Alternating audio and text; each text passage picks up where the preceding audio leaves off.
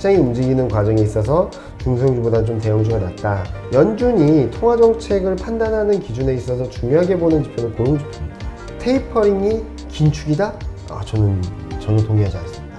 고용이 정상화되는 과정을 거친 뒤에 통화정책을 정상화하는 스텝을 밟아나가지 않을까.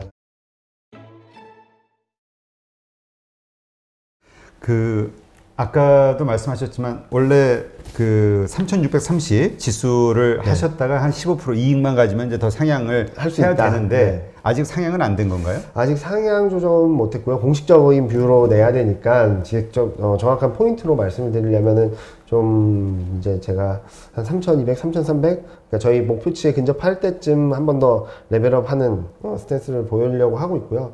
또 하나는 이익이 많이 올라오는 것도 있지만 향후 제가 전망하는 기본적인 전제라고 할 수 있는 물가 상승 압력이 2분기에 피크를 찍고 이제 3분기, 4분기 안정을 찾으면서 금리도 더 이상 못 올라가는 그림이 나온다면 저는 뭐 언제든지 상향 조정을 할 텐데 아마 6월 FMC 회의 그리고 7월 뭐 흐름들을 보고선 좀 더 명확해지면은 밸류에이션과 이익 간의 상관관계를 통해서 정확한 지수대를 말씀을 드리려고 하고 있습니다. 그렇다면 지금 이제 투자자들마다 다 포지션이 다르죠. 네. 지금 이미 대형주들을 말씀하신 자동차나 IT 쪽에 대형주들을 담고 있으신 분들은 그냥 이대로 홀딩하면 되는 거고요. 맞습니다. 하반기까지. 네. 근데 중소형주를 가지고 있는 분들은 바꿔야 돼요? 네, 바꿔야 된다고 생각합니다. 중소형주가 최근 굉장히 뜨거웠던 건 맞아요. 근데 중소형주가 이렇게 뜨거울 때는 대안으로서 시장이 좀 정체되거나 좀 움직할 때의 기대감에 의한 대안으로서 움직였고 또 여기다가 뭐라 그러죠? 한미 정상회담이라든지 G7 회의라든지 이런 정책적인 드라이브들이 걸리고 여기에다가 미국이 반도체를 공급망 이슈를 조금 해결하려는 움직임들이 나타나면서 기대감에 좀 많이 오르는 경향이 강한데요. 궁극적으로는 저는 시장이 움직이는 과정에 있어서 중소형주보다는 좀 대형주가 낫다. 그런 차원에서 5월 달에 이어서 최근까지도 시장에서 좀 더 기회를 주고 있는 것이 아닌가라는 생각을 해서 중소형주로 수익을 많이 내신 분들 같은 경우는 일정 부분 비중을 줄이셔서 대형주로 조금씩 움직여 가시는 게 올해 하반기, 올해 연말까지 투자하는 데 있어서 좀 더 나은 투자법이 아닌가라는 생각을 합니다. 수익이 난 분들이 이제 조금 익절을 하셔서 이렇게 하시는 거는 이제 문제가 없는데 지금 이미 손해를 보고 있는 분들 이게 문제란 말이에요. 그렇죠. 이런 분들은 어떻게 대처해야 될까요? 주린이 분들 정말 고민 많이 하거든요. 그렇죠. 근데 저는 그때도 말씀드렸고 여기 나올 때마다 가끔 말씀드리긴 하는데 안 되는 종목은 조금 과감하게 정리를 하시고 되는 쪽으로 타는 게 맞다라고 생각을 하고 있고요. 특히 대형주 같은 경우, 주도주 같은 경우는 기회를 줄 겁니다. 그런데 중소형주 같은 경우는 굉장히 좋은 호재임에도 불구하고 수급이 너무 얇다 보니까 하나의 세력이나 힘에 의해서 한쪽 방향으로 밀려버리는 경우도 굉장히 비일비재하거든요. 그래서 제가 자꾸 말씀드리는 것 중에 하나가 중소형주 투자를 자기만의 스킴으로 잘 하시는 분들은 상관이 없는데 그렇지 않고 중소형주 뭐가 좋다더라 하는 얘기를 듣고 투자하시는 분들은 절대 그렇게 하시면 안 된다라는 말씀을 드리고 있고요. 만약에 그로 인해서 손실을 보신 분들 같은 경우는 언제든지 빨리 나오셔서 좀 좋은 종목들을 갈아타시는 게 좋지 않을까 라는 말씀을 드리고 있습니다. 네. 이게 참 너무 예민하죠. 손해본 분들은 정말 피 같은 돈 아까워서 근데 그쵸. 이게 그래도 어쨌든 냉정하게 현실을 보고 생각을 해봐야 되니까 전략이니까 투자는. 그래서 저도 몇 년 전에 만나뵀던 분도 굉장히 돈이 많으셨던 분이고 돈도 많으신데 이런 어디 나와서 전문가분들이 좋다라고 하는 종목들을 사신 거예요. 그래서 반짝반짝 한다는 거죠, 초반에는. 그러다가 팔라는 시점 말 안 해주셔가지고 종목이 50몇 개인데 마이너스 40%인 거예요, 평균이. 원어는 마이너스 80%, 원어.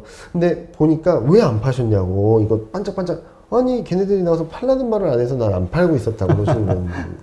당장 모두 팔고 새롭게 세팅하자라고 말씀을 드렸거든요. 아니 언젠가. 근데 마이너스 50%가 난 게 제자리로 돌아가려면은 더블이 나야 됩니다. 그래서 100%가 나야 되잖아요, 네. 수익이. 네.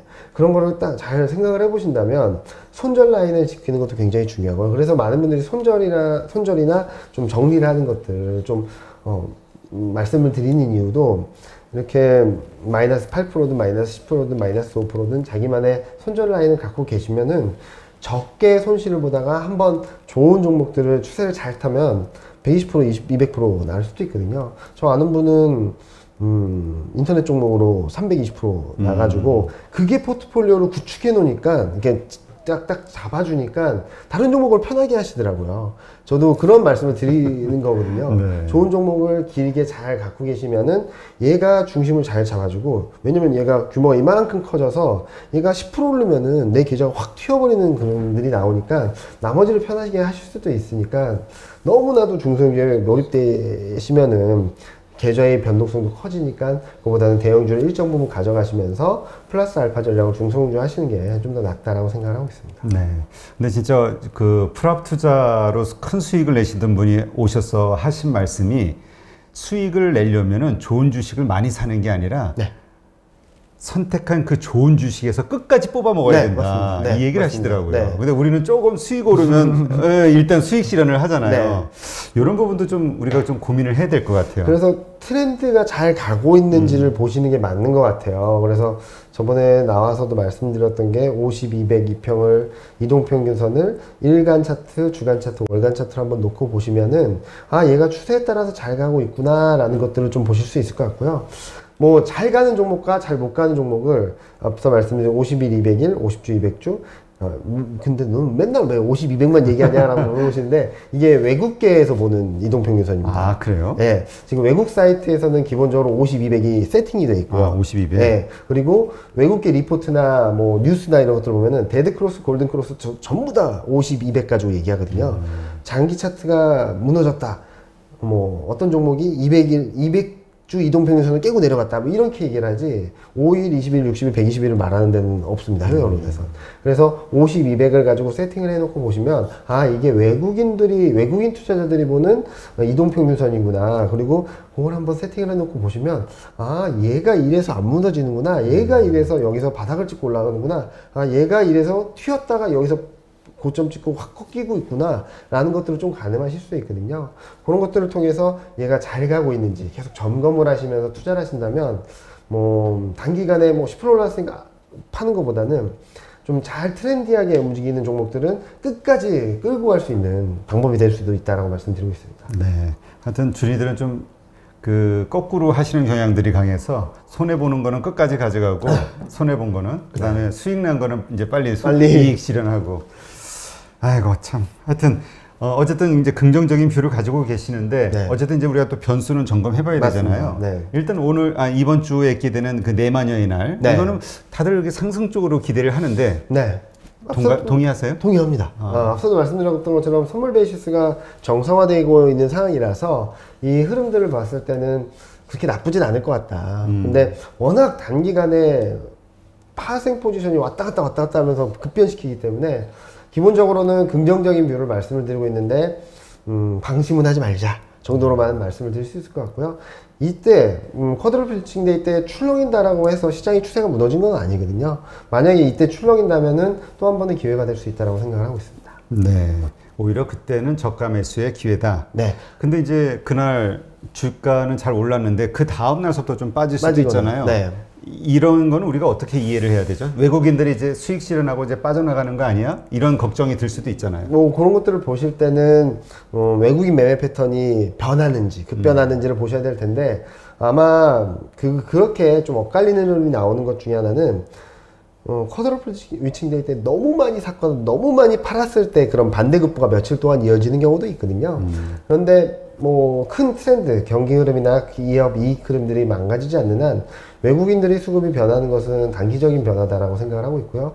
궁극적으로는 좀 매수 우위를 보여주지 않을까. 그리고 많은 분들이 에이 5월 달에 10조를 팔았잖니? 막 그러시는 경우도 많더라고요. 근데 공매도를 빼고 보면은 거의 판 거 없습니다, 외국인. 오히려 산 부분도 많고요.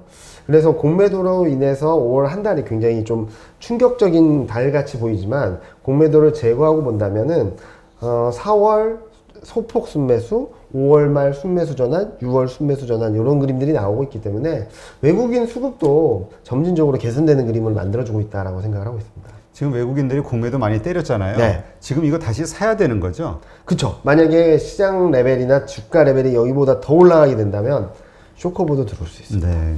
하여튼 그런 게 있고. 자, 그 다음에 이제 가장 큰 그 변동성 이슈로는 이제 FOMC 회의가 네. 있을 것 같아요. 네. 일단 뭐 별일 없을 것 같다라는 얘기가 좀 많이 있기는 한데 네. 어떻게 보세요?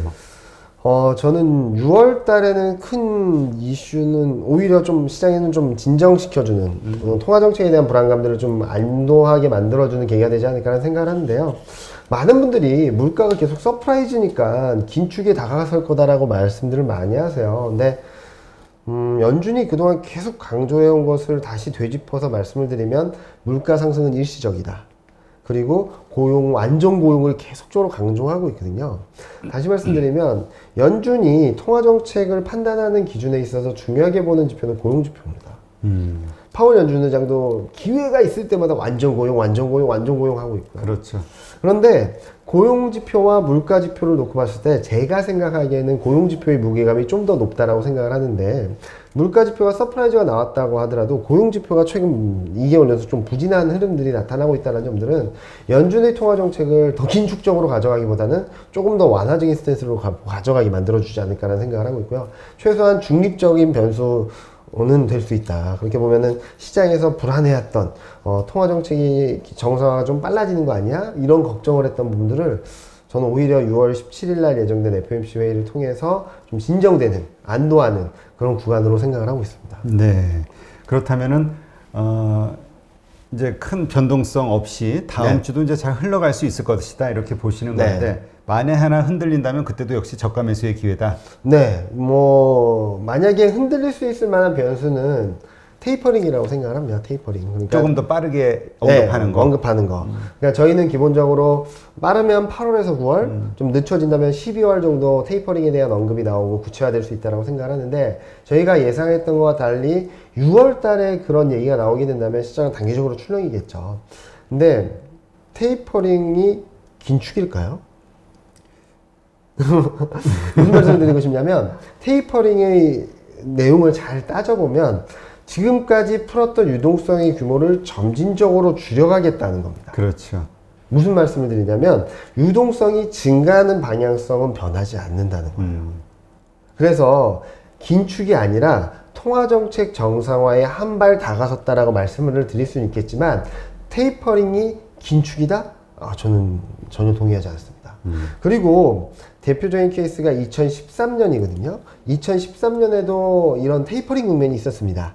2013년 5월 달에 테이퍼링에 대한 언급이 있었고 2013년 12월 달에 테이퍼링이 시작되었는데 언급되고 시작되고 이럴 때마다 시장이 출렁이긴 했어요. 3% 내외로 변동성이 좀 있었긴 했는데 3월 달 이후 연말까지 수익률을 보면 S&P 500은 15.7% 올랐고요. 나스닥은 25.5% 올랐습니다. 무슨 말씀을 드리고 싶냐면 통화정책의 정상화에 한 걸음 다가갔다는 걸로 인해서 심리적인 불안감들이 시장을 출렁이게 만들 수는 있어도 기존 경기가 흘러가는 것들 왜 테이퍼링 먼저 빨리 하느냐? 경기가 너무 좋으니까. 그리고 유동성 공급 속도는 좀 둔화될 수 있겠지만 방향성의 변화는 없겠고 속도가 줄어드는 것, 규모가 줄어드는 부분들에 있어서는 경기가 빠르게 좋아진다는 부분을 충분히 메이크업 해줄 수 있다는 얘기를 할 수 있거든요. 따라서 테이퍼링에 대한 언급이 있으면 아이고야 이러면서 시장이 출렁일 수 있겠지만 방향성 자체가 크게 흔들리진 않을 거다라고 생각을 하고 있습니다. 그렇군요.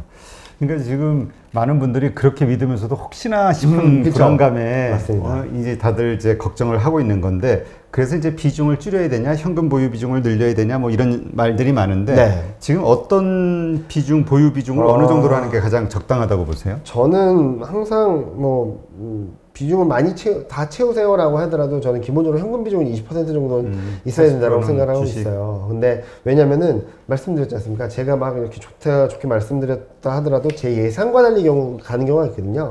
근데 이게 펀더멘탈의 방향성을 바꿀 것인지 아닌지 판단을 하고 방향성을 바꾸는 게 아니라 일시적인 이벤트성 등락이다라고 생각을 한다면 20%를 투입할 수 있겠죠. 그렇죠. 그렇게 투입했다가 또 이게 정상화되는 과정에서 다시 20% 현금화하고 이런 식으로 투자를 하신다면은 뭐 많은 분들이 100을 투자를 하고 싶어 하시긴 하지만 그렇게는 쉽지 않고 만에 하나라는 게 항상 있습니다. 9.11 테러 때도 모든 사람이 바닥이라고 했는데 9.11 테러가 터져가지고 완전히 막 100% 비중을 갖고 계셨던 분은 굉장히 힘들었고 신용이나 이런 것들 쓰셨던 분들은 반대 매매가 나와서 거의 안 좋은 상황이 벌어졌거든요. 그런데 그때 20%의 현금 비중이 있었다면 그때 더 투자를 하셨다면 그 다음부터는 좀 편하게 볼 수 있는 구간이 들어갈 수 있었기 때문에 그런 식으로 좀 투자의 비중을 너무 다 주식에 100이라고 투자하시기보다는 저도 몇몇 분들한테 말씀드리긴 하지만 그냥 현금 그 정도는 들고 계세요. 이걸 다 투입했다가 만에 하나 일이 벌어지면 수습하기가 쉽지 않다. 그렇기 때문에 20 정도는 들고 계시고 주식을 많이 채우세요 하면 80 정도로 채우는 게 맥스라고 생각을 하시는 게 좋지 않을까 생각을 합니다. 그래서 100을 가지고 계신 분들은 최근 반등하는 과정에서 조금 비중을 좀 줄이시고 7, 80 정도다라고 하면서 현금 비중이 있으신 분들은 아, 이경민 팀장이 말한 대로 좀 출렁이면은 얘네들을 투입하면 되겠지 라고 생각을 하시면은 좀 편한 투자가 되지 않을까라는 생각을 합니다. 네. 하여튼 그 현금을 보유하고 있는 그 상황에서의 주가 급락 상황 그때 그 심정을 한번 경험해 보신 분들은 거의 동의하시더라고요. 그쵸. 왜냐면 다들 막 어떡하지 막 걱정하고 불안해하는데 현금에 있으신 분들은 언제 살까 이 매수의 기회를 노리게 되니까 심리적으로 편안한 거다. 그러니까 잘 버티더라고요. 그 기간을. 맞습니다. 그 기간을 잘 버티시기도 하고 그 와중에 앞서 말씀드린 것처럼 장기 트렌드한 종목이 한두 개가 있으면 얘가 중심을 잡아주니까 크게 흔들리지 않으세요. 근데 뭐 주식 비중이 100% 있으시거나 그 중에 뭐 절반 이상이 뭐 중소형주거나 그러면은 이벤트성 충격 변수라고 하더라도 막 무너지는 그림들이 나올 수도 있거든요. 그러면은 계좌가 한번 부러져 버리게 된다면, 그러니까 시장은 안 부러지는데 내 계좌나 포트폴리오가 부러져 버리게 된다면 복구하는데 되게 오랜 시간이 걸립니다. 그렇기 때문에 기본적으로 뭐 안정적인 종목들 그리고 현금 비중은 어느 정도 가지고 가시는 게 내가 장기 투자하시는 데 있어서 뭐 하루 이틀 투자하고선 하는 게 아니라 좀 긴 호흡에서 투자하시는 데 있어서 좀 더 유리하지 않을까라는 생각을 하고 있습니다. 네. 저는 그냥 개인적으로 주린이들은 많은 경험 그 쌓이기 전까지는 그냥 대형주 중심으로 최대한 뭐 한다 하더라도 좀 중대형주 정도 이 정도로 좀 하시는 게 어떨까 그런 식으로 자꾸 말씀을 드리는데 그래가지고 언제 돈 버냐고 가끔 그런 댓글이 달리는 나도 할 말이 없는데 근데 그건 있어요. 소형주가 오를 때 또 확실하게 오르니까 그렇죠. 하이 리스크 하이 리턴입니다. 무슨 말씀을 드리고 싶냐면 굉장히 높은 수익률을 원하신다면 그로 인한 반대급부도 좀 감안을 하셔야 되는 게 맞아요. 그런데 수익률은 30%를 원하는데 마이너스는 1%도 용납을 못해 라고 하면은 주식 투자를 하시면 안 되는 것 같아요. 그런 분들은. 그래서 맞아요. 저는 투자 성향이 어떻게 되시냐, 안정적인 걸 원하시냐, 공격적이라면 어느 정도 감내를 하실 수 있냐, 감내를 하시는 폭이 마이너스 5%인데 플러스 30%는 말도 안 된다. 이걸 낮추자. 라는 말씀을 드리기도 하고, 또 투자 시기가 어떻게 되냐, 6개월 뒤냐, 3개월 뒤냐, 뭐 1년 뒤냐, 2년 뒤냐, 10년을 투자하실 거냐, 10년을 투자하신다면 뭐가 좋고, 뭐 5년을 투자하신다면 이쪽으로 가시고, 뭐 투자 시기와 성향에 따라서 좀 대응을 하시는 게 맞지, 나는 한 달이든 3개월이든 6개월이든 30% 수익률을 내야 돼 하면은, 그거부터 조금 정립을 다시, 처음부터 이렇게 정립을 다시 하셔서 테크트리를 잘 짜 나가시는 게 좀 길게 그리고 꾸준히 수익을 내실 수 있는 방법이 될 수 있다고 생각하고 있습니다. 네, 이거 정말 우리 이 팀장님 말씀을 우리 주린이 분들은 한번 좀 아주 진지하게 한번 고민해봐야 될 것 같다는 생각이 들고요. 연준이 이제 테이퍼링을 한다 하더라도 단독적으로 하기에는 좀 어렵잖아요. 아무래도 EU하고 협의는 좀 이렇게 서로 뭔가 암묵적 어떤 협의는 해야 되지 않을까요? 협의까지는 쉽지 않다라고 생각을 하는데요.